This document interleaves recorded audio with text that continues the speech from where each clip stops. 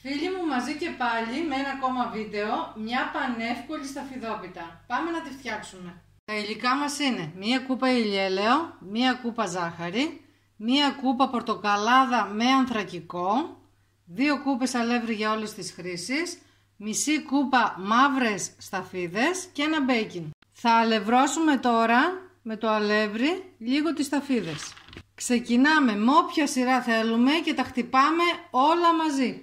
Τα ρίχνω με οποιαδήποτε σειρά, το μπέικιν, όλα μαζί. Δεν χτυπάω τίποτε, όλα μαζί.